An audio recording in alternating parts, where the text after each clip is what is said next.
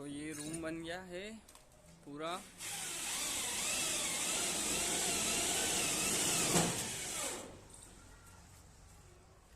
ये हमारे हरिओम भैया।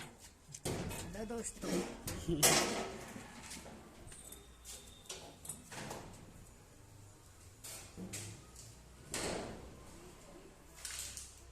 फुल वीडियो चैनल में जाके देख सकते हो। और भी नई नई जानकारी पाइप चद्दर में आपको मिल जाएगी। कितने बजट में आपका काम हो सकता है सारी। तो वीडियो को लाइक कर देना और चैनल को सब्सक्राइब कर देना।